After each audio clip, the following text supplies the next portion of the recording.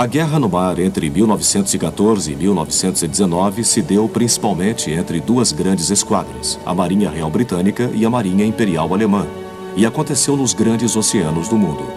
Essa guerra também viu a introdução de armas que revolucionaram as táticas navais.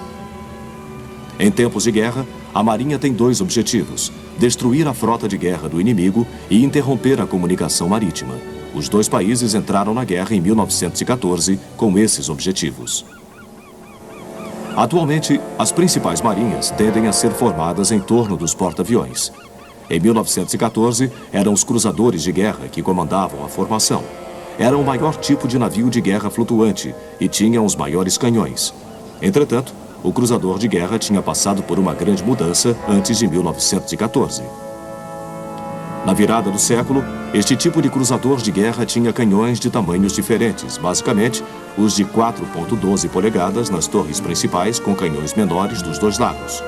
O objetivo era ele poder atacar simultaneamente e de todos os ângulos diferentes tipos de navios de guerra.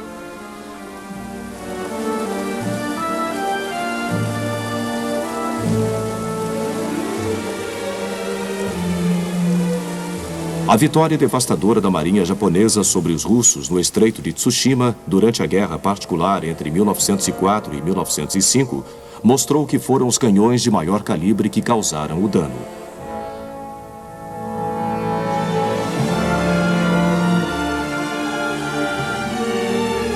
Isso resultou no desenvolvimento do maior de todos os canhões de cruzadores de guerra, o Dreadnought, assim chamado por ter sido usado primeiro por um navio britânico com esse nome. Esse navio tinha 10 canhões de 12 polegadas, com armas um pouco mais leves para uma defesa próxima. O volume de explosivos que ele podia disparar fez com que, da noite para o dia, os outros cruzadores de guerra ficassem obsoletos. Os alemães, ávidos por ter uma marinha tão forte quanto a britânica, mergulharam no intenso programa de construção de navios. Assim começou a chamada corrida Dreadnought, uma corrida armamentista que levou a uma crescente tensão entre os dois países. Em 1914, os alemães tinham uma frota de 13 cruzadores de guerra do tipo Dreadnought contra os 21 da Marinha Real. Outras marinhas também construíram Dreadnoughts. Em 1914, os Estados Unidos da América e a França tinham 10 cada um, a Rússia e o Japão 6 e a Itália 4.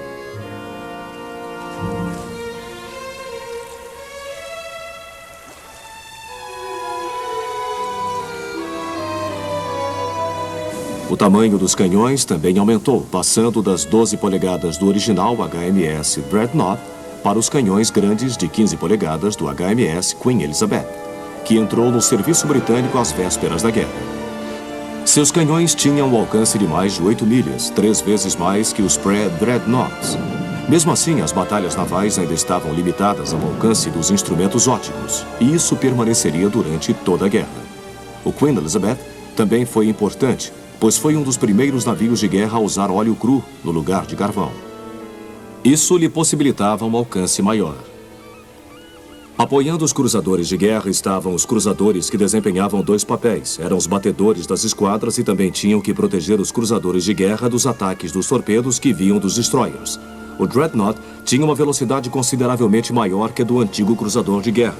Por isso, ele ultrapassou os cruzadores existentes. A Grã-Bretanha, entretanto, em 1908, lançou uma nova categoria de navio, o cruzador pesado, rápido e com canhões ligeiramente menos potentes que o Dreadnought.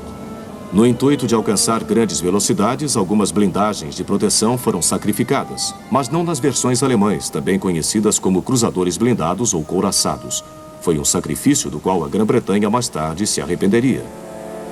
Mas os cruzadores pesados eram de construção cara e, especialmente para a Grã-Bretanha, cuja marinha se espalhava em todos os oceanos, havia necessidade de um navio que dominasse os mares mais remotos. Consequentemente, foi desenvolvido o cruzador leve, junto com o cruzador pesado.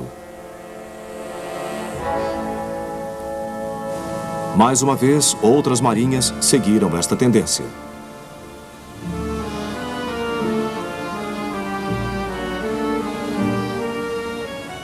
Uma arma naval desenvolvida durante a segunda metade do século XIX foi o torpedo.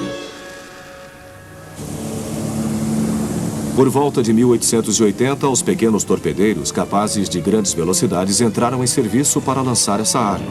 No intuito de proteger os principais navios dessa ameaça, foi introduzido o contra-torpedeiro. Este tornou-se o terceiro elemento principal das frotas de guerra e logo assumiu também outros papéis, incluindo o reconhecimento de área e o lançamento de torpedos também.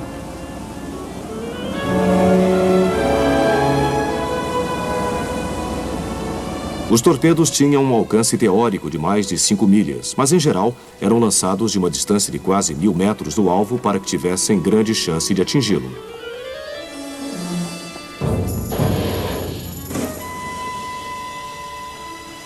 A outra ameaça aos navios, além dos canhões e torpedos, era a mina. Em seu conceito moderno, ela foi usada pela primeira vez pelos russos em 1855 durante a Guerra da Crimeia. Em 1914, o tipo padrão tinha pontas, que se atingidas por um navio, detonariam a carga explosiva. As minas podiam ser colocadas por submarinos ou navios de superfície. Para detectar minas, entraram em serviço os caça-minas. No início, eles com frequência eram disfarçados de pequenas traineiras, que operavam aos pares com um cabo entre si para separar a mina de sua amarração.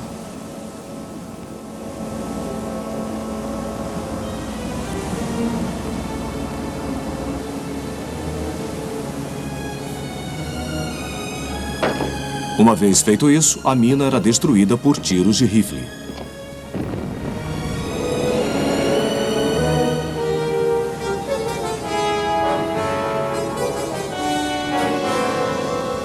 No despertar da guerra em 1914, as frotas opostas dispunham de suas bases de guerra.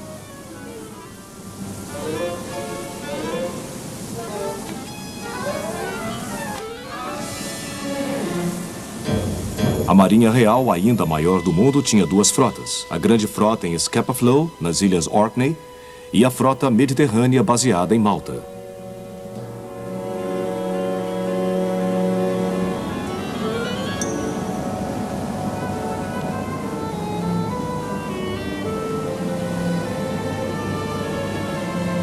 Ela também tinha esquadras nas Índias Ocidentais e no Atlântico Sul e podia contar com as pequenas marinhas da Nova Zelândia e da Austrália.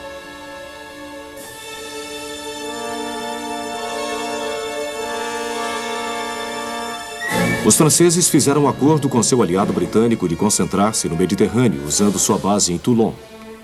Isso possibilitou a Grã-Bretanha reforçar sua frota em suas águas territoriais contra a frota oceânica alemã, baseada em Kiel e Wilhelmshaven.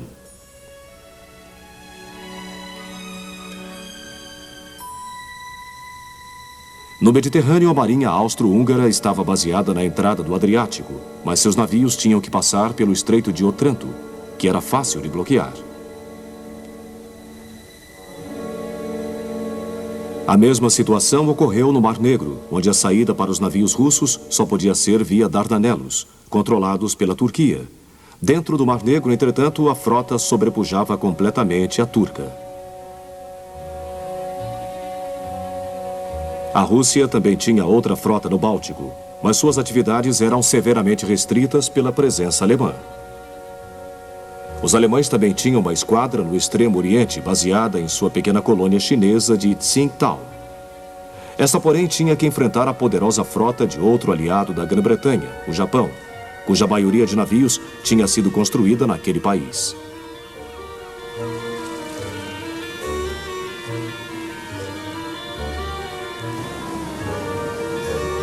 O plano da Grã-Bretanha era reter a frota oceânica alemã no Mar do Norte, bloqueando o Estreito de Dover e usando os destroyers da grande frota para patrulhar desde as ilhas Orkney até a costa norueguesa.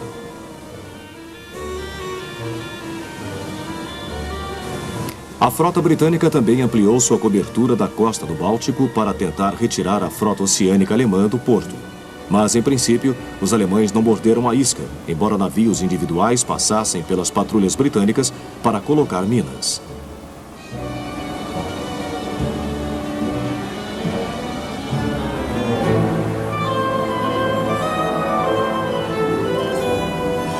Os alemães também enviaram submarinos para manter uma vigilância sobre a grande frota, caso ela deixasse o porto.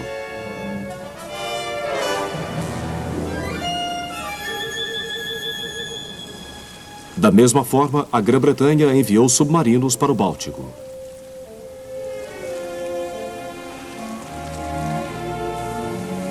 Houve um grande número de pequenos embates no Mar do Norte que culminaram no ataque de um destroyer e um cruzador leve britânicos em Heligoland, no final de agosto.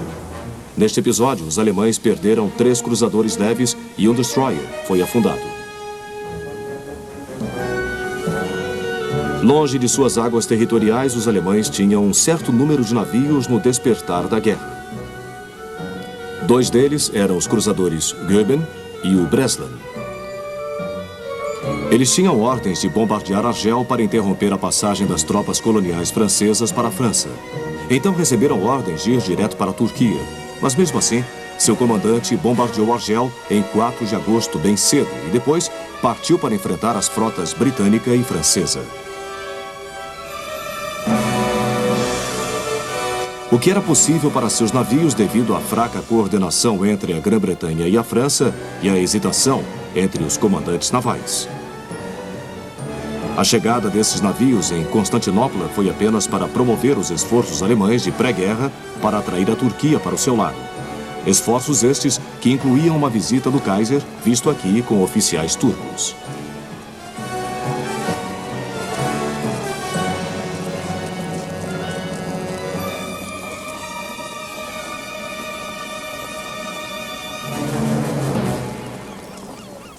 A mais significante força naval alemã de todos os mares era a esquadra do Extremo Oriente sob o comando do almirante Graf von Spee.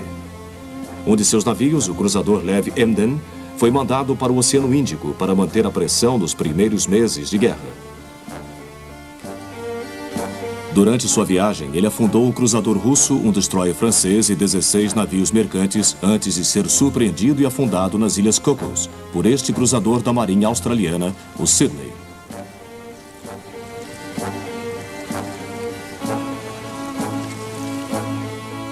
O restante da esquadra do Oriente Médio recebeu ordens de interromper o comércio aliado no Pacífico. Von Spee navegou para a América do Sul, provocando o caos nas rotas comerciais. Uma esquadra britânica baseada nas Ilhas Falkland o encontrou em 1º de novembro na costa chilena. 2 de seus navios, estes cruzadores mais antigos, o Monmouth e o Good Hope, foram afundados.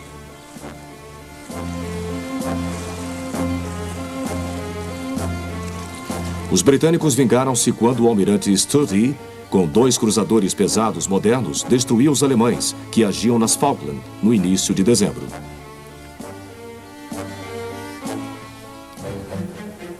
De volta ao Mar do Norte, os alemães adotaram uma nova tática de provocação, bombardeando balneários na costa leste inglesa. Esta foi a primeira vez em mais de um século que civis foram mortos em solo britânico como resultado de uma ação inimiga.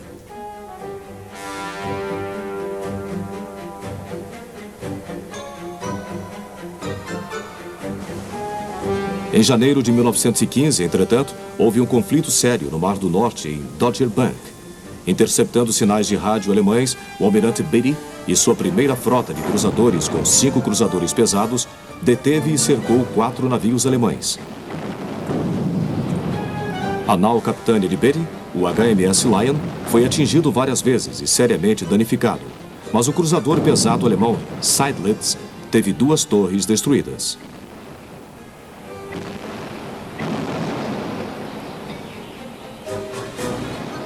Pior, o Blücher foi muito atacado e ficou mais lento. Ele foi então cercado por 4 navios britânicos que o afundaram junto com aproximadamente 800 homens de sua tripulação. O plano de mandar uma expedição aos Dardanelos foi encabeçado pela Marinha Real, especialmente com Winston Churchill, o primeiro-ministro. O plano final era apoiar a Rússia contra a Turquia, forçando a entrada no Mar Negro e ameaçando Constantinopla. Uma força militar foi reunida. Nesse meio tempo, em meados de fevereiro de 1915, navios britânicos e franceses começaram a subjugar as forças turcas, que guardavam os Narrows. O mau tempo e as minas, entretanto, dificultaram as operações, sendo as últimas responsáveis pela perda de 3 cruzadores de guerra e um grande número de outros navios seriamente danificados.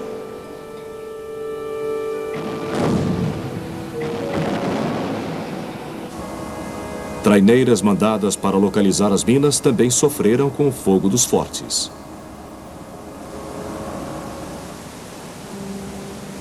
Embora os próprios fortes tenham silenciado, as minas foram consideradas muito perigosas para se arriscar qualquer navio importante, e os desembarques aconteceram no Mediterrâneo, na ponta dos Dardanelos. Em 25 de abril, as tropas desembarcaram dos mais leves e de um navio transformado, o River Clyde. Eram soldados britânicos, franceses, australianos e neozelandeses. Os dois últimos países ficaram conhecidos como ANZACs, abreviatura para a unidade dos exércitos australiano e neozelandês. Uma expedição que tinha começado com grandes esperanças, logo tornou-se um sangrento impasse. Desembarques posteriores foram feitos em junho, mas sem nenhum resultado decisivo. Tropas adicionais foram enviadas da Grã-Bretanha, mas mesmo assim permanecia o impasse, com um crescente aumento de vítimas devido à ação do inimigo e de doenças. Os navios de guerra de apoio fizeram o possível para ajudar bombardeando as posições turcas, mas foram incapazes de influenciar diretamente a batalha em terra. Finalmente, em janeiro de 1916, as tropas desocuparam a área, talvez a operação mais bem sucedida em toda a campanha, sem nenhuma perda humana. Em outro lugar, no Mediterrâneo, em maio de 1915, os italianos entraram na guerra, ajudando a manter a esquadra austro-húngara intensamente retida no norte do Adriático. A esquadra italiana fez alguns bombardeios na costa dos Balcãs, que em grande parte era mantida pelos austríacos. Embora causassem muito dano, tinham pouco efeito sobre as operações na região.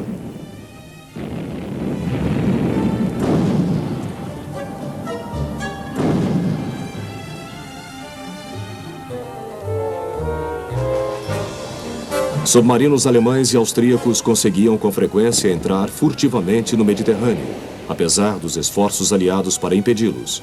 Navios de superfície também tentavam fazer o mesmo, nem sempre conseguiam. Em 10 de junho de 1918, um torpedeiro italiano atacou com sucesso o cruzador de guerra austríaco St. Stephen.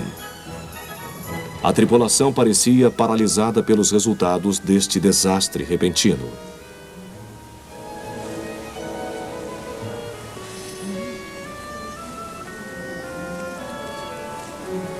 Muitos não conseguiram sair do navio em tempo e afundaram com ele.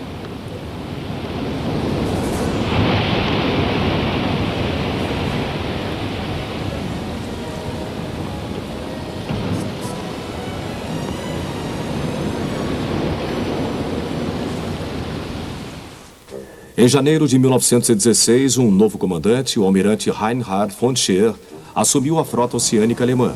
Ele recomeçou os ataques na costa leste inglesa. Então, depois dos alemães cancelarem sua ilimitada campanha de submarinos no início de maio por medo de provocar a entrada norte-americana na guerra, o almirante armou um plano projetado para aprisionar e destruir elementos da grande esquadra britânica. Isso fez com que os cruzadores pesados patrulhassem principalmente a costa norueguesa para tentar retirar os cruzadores pesados do almirante Beatty de sua base em Rosyth.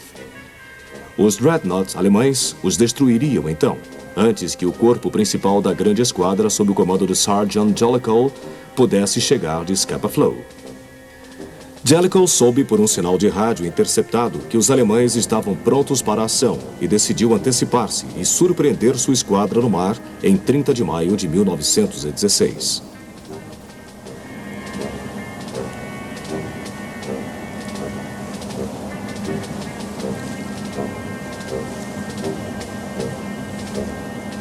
A grande esquadra estava bastante fortalecida, com 24 cruzadores de guerra modernos.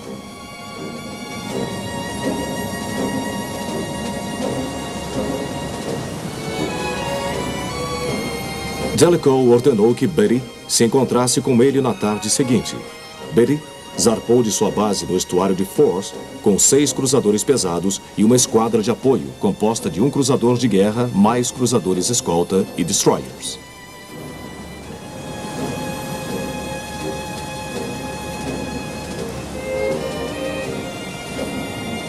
Significativamente observando os submarinos, não se imaginava que a frota inteira estava no mar. Os alemães zarparam nas primeiras horas da manhã do dia 31 com 5 cruzadores pesados do Almirante Ripper, 50 milhas à frente do corpo principal da frota de 16 cruzadores de guerra modernos. Ao raiar do dia 31, as duas esquadras estavam no mar, em rota de colisão. Nem um lado nem o outro estava completamente preparado para o que estava fazendo. Beatty chegou primeiro ao encontro e avistou os navios de Ripper. Eles se aproximaram com uma velocidade combinada de 50 milhas por hora e abriram fogo. Logo tornou-se claro que a artilharia alemã era superior, graças principalmente a seu telêmetro estereoscópico. 4 dos 6 cruzadores de guerra de Beatty foram seriamente atingidos, com um deles explodindo e afundando depois que um projétil entrou no depósito de munições. Os navios de apoio a Beatty chegaram e começaram a atacar Ripper, cujos navios continuaram a agir da mesma maneira, afundando mais um cruzador pesado. Os dois lados lançaram torpedos de seus destroyers, mas nenhum nem outro foi capaz de alcançar a principal linha de batalha.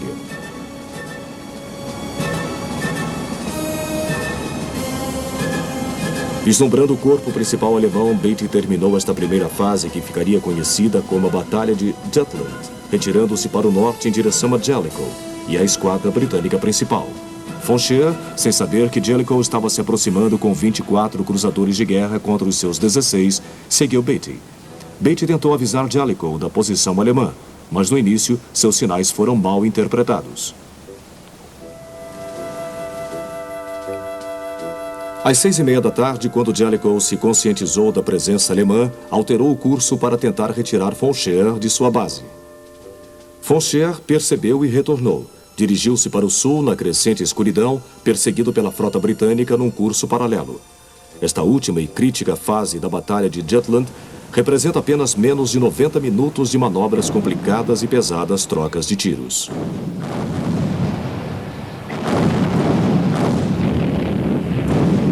Quando Von Scheer inicialmente confrontou-se com Jellicoe, sua inferioridade numérica rapidamente começou a aparecer, apesar da superioridade alemã nas técnicas de artilharia. E foi isso que o fez voltar mais cedo.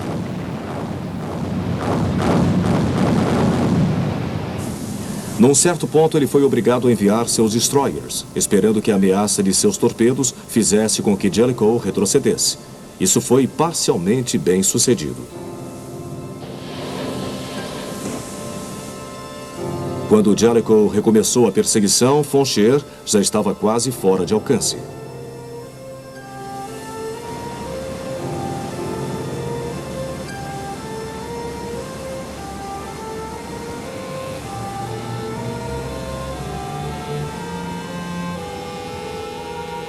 A luz fraca também fazia com que a artilharia precisa enfrentasse dificuldades. É importante lembrar que, nesta época, não existia o radar, que só seria introduzido mais de 20 anos depois.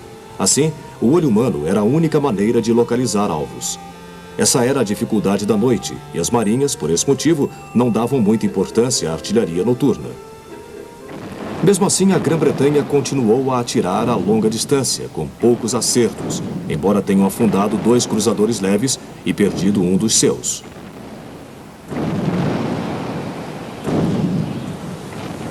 Jellicoe também, numa última tentativa desesperada de causar danos sérios a seu oponente, mandou seus destroyers.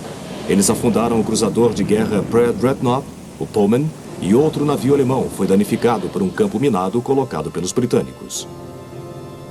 No amanhecer de 1º de junho, os alemães aproximavam-se do porto com a certeza de que tinham escapado da Grã-Bretanha.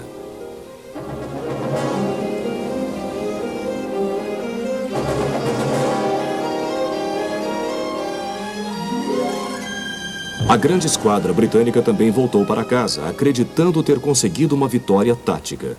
Jellicoe, entretanto, estava bem consciente de que falhara em destruir a frota oceânica alemã e também de que a perda de 3 de seus cruzadores pesados e 3 de seus cruzadores tinha sido substancialmente maior que a perda alemã. Deixando de lado a superior artilharia alemã, essas perdas revelaram-se falhas básicas no projeto dos navios britânicos. Em particular, sua proteção blindada, que não era grossa o suficiente, e não havia meios de isolar as partes perigosas do navio, como o depósito de munição.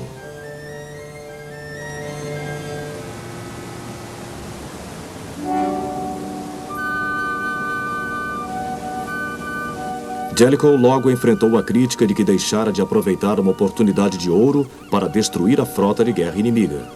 Mas quando a grande frota ancorou, ele estava convencido de que Foncher logo tentaria outra vez e que a Marinha Real seria capaz de ter um sucesso decisivo. O resultado total da Batalha de Jutland pode não ter sido bem definido na época, mas a grande frota britânica não teve que esperar muito para que Foncher e a frota oceânica alemã se aventurassem para fora do porto outra vez. Parecia que o segundo turno da ansiosamente antecipada ação da frota estava perto de acontecer.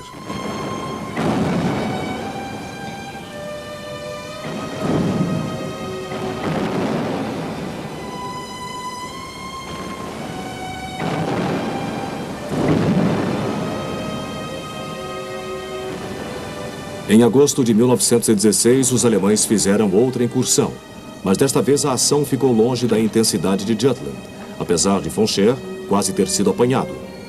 Mais uma vez, ele conseguiu escapar.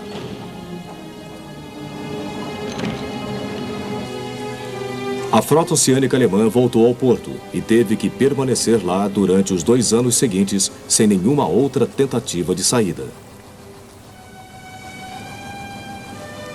Mas enquanto a espera entre as duas frotas acontecia, uma outra arma naval começava a revolucionar a guerra no mar.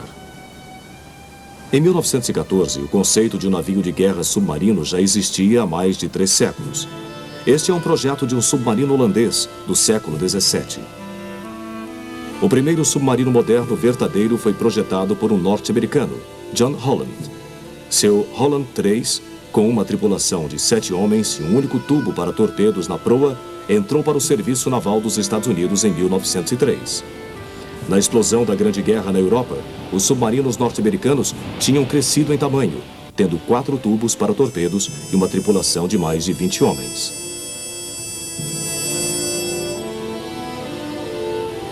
Outras marinhas inicialmente compraram o barco Holland, mas depois desenvolveram seus próprios submarinos. Em 1914, estes estavam disseminados e disponíveis em números consideráveis. Quando a guerra começou, a Grã-Bretanha tinha cerca de 70 submarinos em serviço.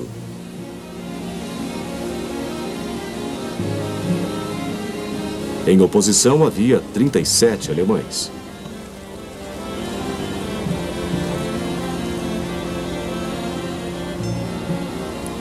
As marinhas de 1914 viram que os submarinos serviam para o reconhecimento, colocação de minas e, sobretudo, para afundar navios de guerra de superfície. O submarino encontrava seu alvo através do periscópio, lançava seus torpedos e depois mergulhava fundo para escapar.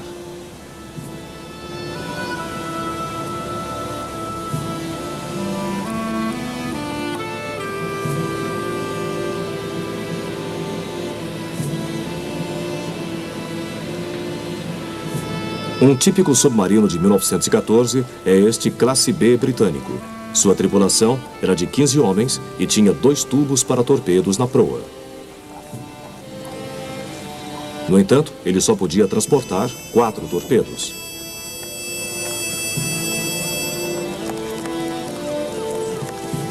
Em contraste, um submarino dos anos 90 tem 8 tubos e pode transportar cerca de 30 torpedos.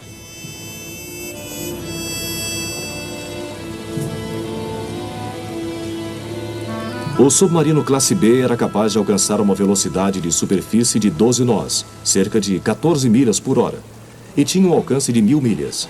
Quando submerso, era movido por baterias elétricas.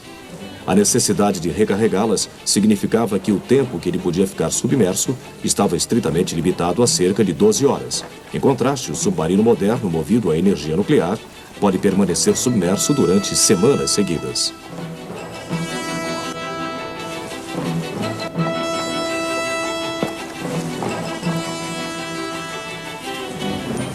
O potencial do submarino foi completamente demonstrado em 22 de setembro de 1914, quando um único submarino afundou 3 antigos cruzadores de guerra no espaço de 1 hora na costa holandesa, com a perda de 1.400 vidas.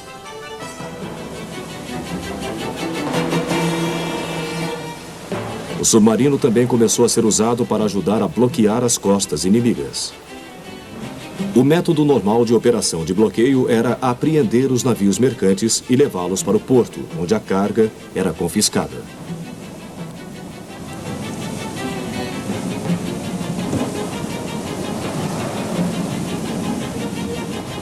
Desde o despertar da guerra que os destroyers britânicos estavam engajados nesta atividade no Mar do Norte, parando qualquer navio que pudesse ter vindo da Alemanha.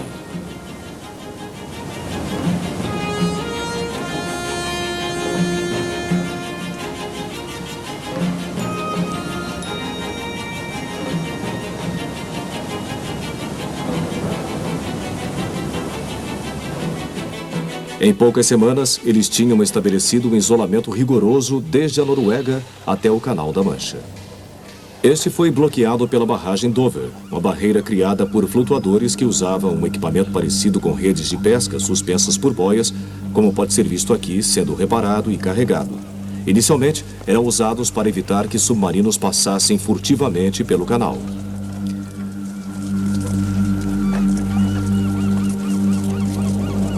Os alemães eram obrigados a depender da navegação neutra, e os acordos internacionais do pré-guerra dispunham que apenas certos tipos de mercadorias podiam ser declaradas como contrabando, e o navio neutro tinha que ser destinado a um porto inimigo para que sua carga fosse confiscada. A resposta britânica para isso foi comprar compulsoriamente a carga e depois autorizar a volta para seu porto de origem. Isso evitou a perda de vidas e deu alguma compensação aos proprietários dos navios. Por outro lado, os alemães não estavam em posição de bloquear o comércio britânico, mas podiam legitimamente atacar e afundar navios mercantes dos aliados, garantindo dessa maneira a segurança das tripulações. Um certo número de navios de guerra e navios mercantes blindados foram dispostos para este fim, mas muitos foram rapidamente perseguidos e destruídos. Uma exceção foi o Moevel, mostrado aqui, que afundou 40 navios e não foi afundado até o final da Segunda Guerra Mundial. Isso deixou os alemães apenas com submarinos, mas estes tinham suas limitações.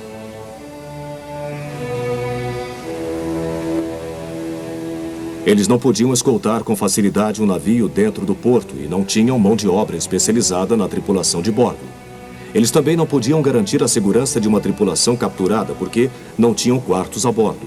Um capitão de submarino podia prestar socorro para a tripulação de um navio afundado, mas isso deixava seu barco muito vulnerável a ataques.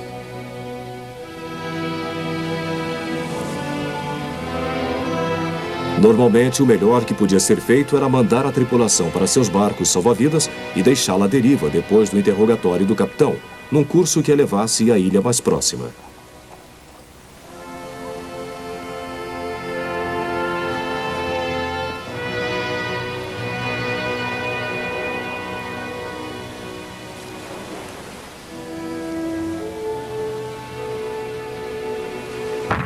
O submarino, então, afundaria o navio, de preferência com tiroteio, para poupar os torpedos. A partir de outubro de 1914, foi esta a prática que os alemães começaram a adotar. Mas qualquer ataque de superfície punha o submarino em risco. A alternativa era o ataque submerso, que geralmente significava atirar sem aviso. A Marinha pressionou para que isso fosse permitido.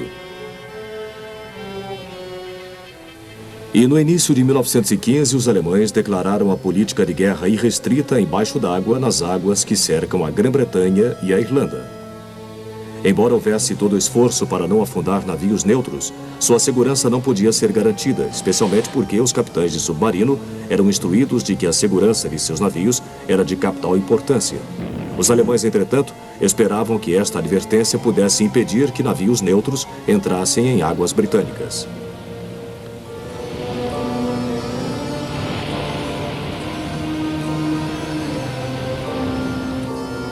Quando os capitães de submarinos registravam o afundamento de navios mercantes, eles passaram a acreditar que tinham uma arma decisiva nas mãos. A Grã-Bretanha fez muita propaganda sobre a irrestrita campanha de submarinos, afirmando que os alemães ignoravam as leis de guerra civilizada. Para os neutros, por outro lado, isso era melhor do que ter suas cargas confiscadas pela Grã-Bretanha.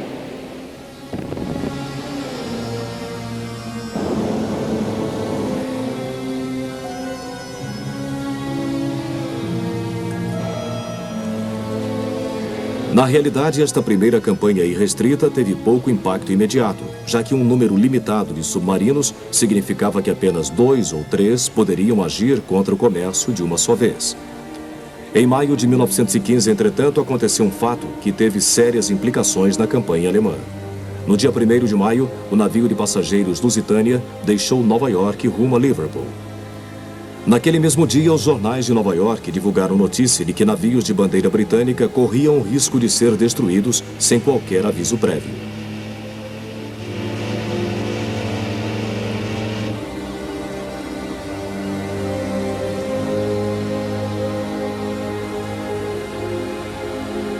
Seis dias depois, na costa sudeste da Irlanda, o navio foi afundado por um único torpedo disparado pelo U-20.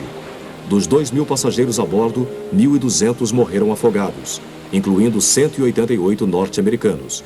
Imediatamente houve um clamor público contra esta atrocidade, tanto da Grã-Bretanha como dos Estados Unidos, onde antes a raiva era voltada principalmente à Grã-Bretanha devido ao tratamento para com os navios neutros.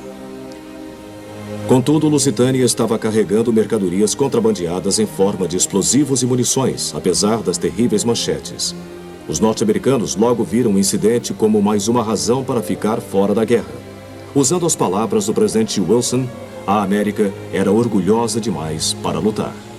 Assim, a campanha continuou pelo resto de 1915, esgotando-se simplesmente porque também poucos submarinos podiam ser mantidos no mar ao mesmo tempo. Mesmo a perda de quase 1,3 milhão de toneladas brutas de navios mercantes, 65% das quais da Grã-Bretanha, teve pouco reflexo no comércio.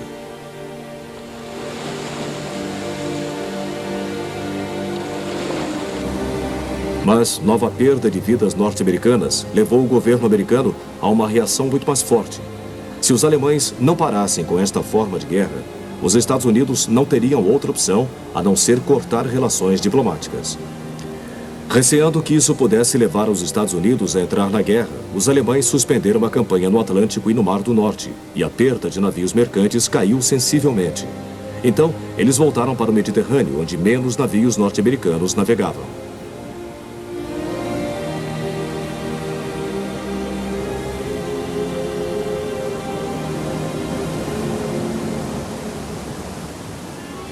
Durante a primeira campanha irrestrita, os submarinos usados não transportavam mais que 8 torpedos e tinham que usá-los com moderação. Assim, 80% dos navios ainda eram afundados por tiros e a tripulação normalmente tinha tempo de pegar seus botes. Ocasionalmente, quando o comandante do submarino sentia que não estava em perigo iminente, as cargas eram colocadas a bordo do navio e então detonadas.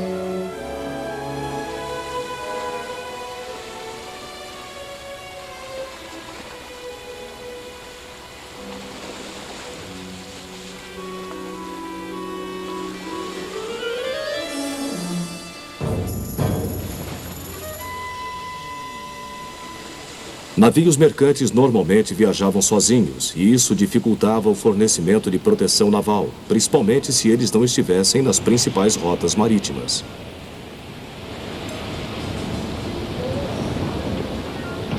Estudando os ataques de superfície dos submarinos, a Grã-Bretanha desenvolveu uma nova arma anti-submarinos, o Kill Ship. Ele parecia um inocente navio mercante, que propositadamente navegava numa área perigosa para submarinos. Quando um submarino vinha à tona, a tripulação fingia entrar em pânico e geralmente começava a pegar os botes. Mas, simultaneamente, os canhões apareciam de repente e disparavam um rápido fogo de barragem. Os Kill Ships tiveram alguns sucessos, ocasionalmente até capturando um submarino. Mas em 1917, os comandantes de submarinos começaram a ficar atentos a eles.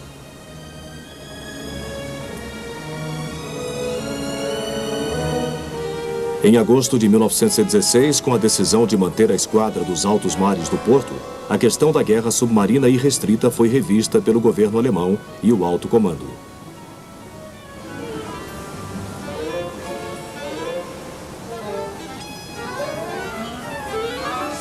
O bloqueio britânico à Alemanha tornava-se cada vez mais firme, e a tentativa de esgotar completamente a França em Verdun fracassava claramente.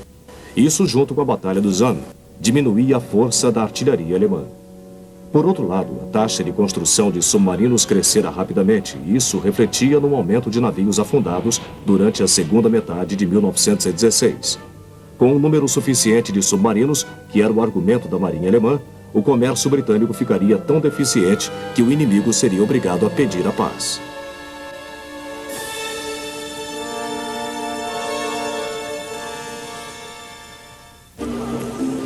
Um fator sobre todos os outros, entretanto, causou um atraso na tomada de uma decisão.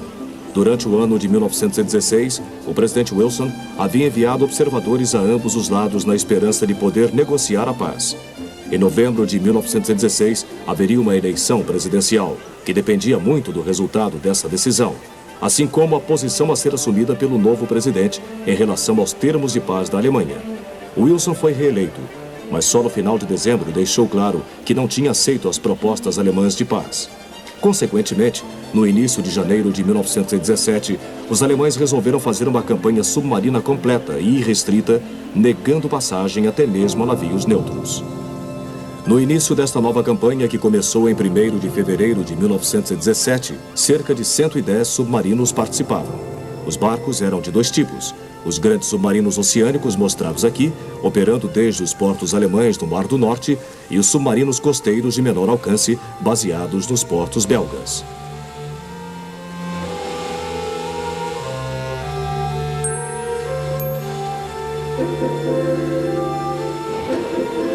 Mas agora a Grã-Bretanha tinha armas novas, além dos navios de superfície, redes e kill ships que estavam perdendo sua eficiência. Os hidrofones podiam detectar os motores dos submarinos abaixo da superfície, caso eles estivessem próximos ao navio. Um equipamento arrastado pela embarcação servia como fone, e um operador ouvia os sons reveladores ao girar seu cursor para apontá-los.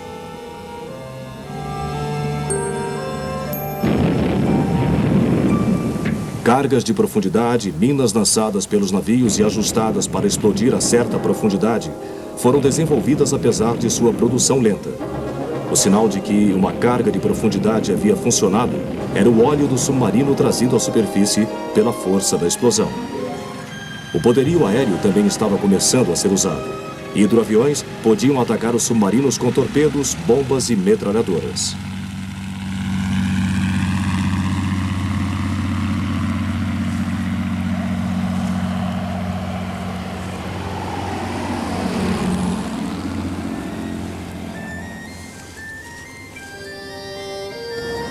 Dirigíveis com alcance de até 1.500 milhas e com quase 50 horas de autonomia de voo, ajudavam a localizar os submarinos.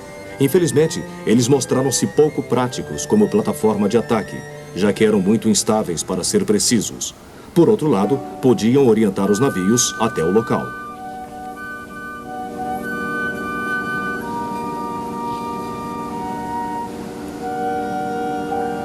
Apesar de todas as armas novas e os métodos de localização, os submarinos alemães conseguiram afundar não menos que 500 navios entre fevereiro e março de 1917.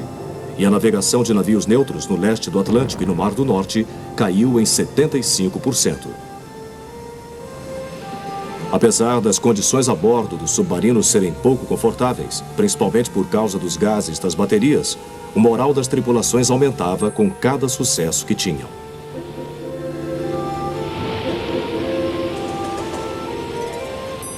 Uma razão para o aumento dos afundamentos era que os novos tipos de submarinos saíam dos estaleiros armados com o dobro dos torpedos de seus predecessores. Outra era a tradicional estratégia de ataque da Marinha Real. Patrulhas ofensivas eram mandadas para varrer as principais rotas marítimas, mas os submarinos simplesmente ficavam ao largo esperando que as patrulhas passassem, para depois atacar as presas.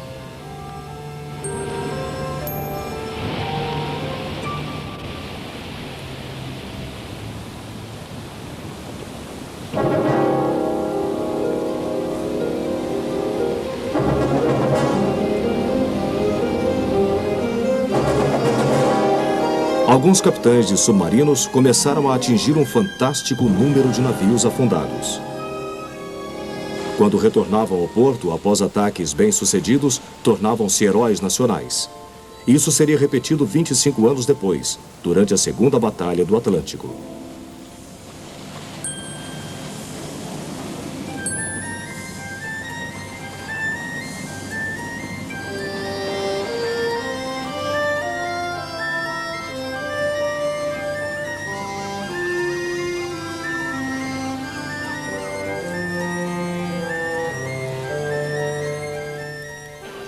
Se os afundamentos continuassem nessa alta percentagem, estava claro que não demoraria até que a Grã-Bretanha começasse a passar fome.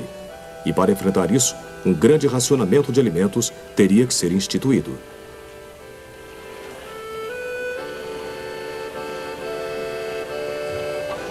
Até na frente leste, as tropas foram aconselhadas a não desperdiçar comida.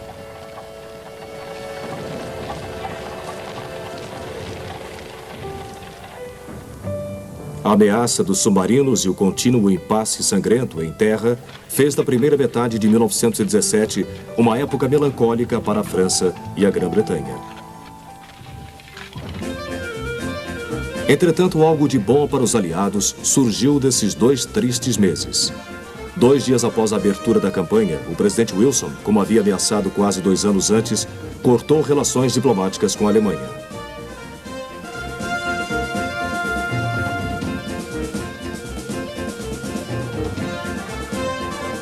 Dois meses mais tarde, em 2 de abril de 1917, depois que os alemães não mostraram nenhum sinal de aliviar sua campanha, ambas as casas do Congresso se juntaram para ouvir do presidente Wilson que ele acreditava que a América não podia mais permanecer ao largo. As 2 casas votaram unanimemente a seu favor. No dia 6 de abril, estava declarada a guerra contra a Alemanha. Agora, a Marinha norte-americana podia ajudar a erradicar a ameaça dos submarinos. Ainda assim, navios, aviões e dirigíveis não eram o suficiente. O conceito de guerra anti-submarino tinha que ser repensado com urgência. A principal solução para superar a ameaça dos submarinos veio na forma de uma técnica utilizada por séculos pelas marinhas: juntar os navios mercantes e levá-los como comboios com escoltas armadas se mostrou muito eficiente em guerras passadas. Mas desse conflito foi considerado muito defensivo e difícil de organizar. Apesar disso, sua efetividade foi logo comprovada. Perderam-se apenas 5 dos 800 navios de comboio durante julho e agosto de 1917. Mas isso não era tudo. Os norte-americanos e os ingleses começaram a construir um enorme campo minado. Este campo usava minas modernas e mais eficientes e ia desde as Orkneys até as águas territoriais norueguesas.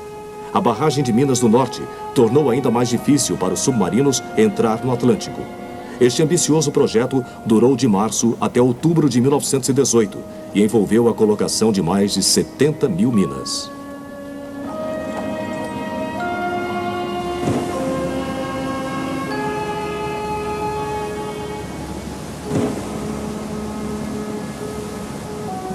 Mais espetacular foi a tentativa britânica em abril de 1918 de impedir que os submarinos usassem Zeebrugge na costa belga. Até então, as operações nestas águas consistiam principalmente de batalhas entre embarcações leves, incluindo destroyers. Houve também alguns bombardeios vindos da costa. Eram utilizados os desajeitados navios monitores, que eram pouco mais que plataformas para canhões grandes, como o tipo de 15 polegadas visto aqui no HMS Erebus. Eles e seus navios de apoio regularmente trocavam fogo com as baterias costeiras alemãs.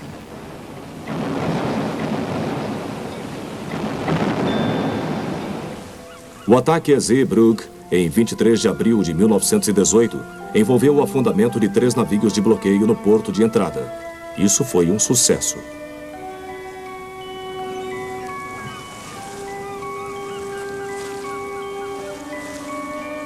Seu cruzador escolta, Vindictive, teve sorte em retornar ao porto. Mesmo assim, os submarinos ainda conseguiam passar. Não obstante, essas novas táticas significavam que no início de 1918, a ameaça dos submarinos havia sido colocada sob controle. Isso era vital não apenas para a sobrevivência britânica, mas permitia que soldados norte-americanos fossem transportados pelo Atlântico até a França e formassem a onda que mudaria a sorte dos aliados. Em contraste, o bloqueio aliado das forças centrais progressivamente havia se tornado mais rígido. A grande frota britânica e a frota norte-americana do Atlântico haviam produzido uma força combinada com tal poder que qualquer pensamento de que a grande frota oceânica alemã ainda pudesse enfrentar os aliados em batalha seria rapidamente dissipado. No verão de 1918, os aliados haviam vencido a guerra no mar. A batalha decisiva em terra ainda continuava a ser travada.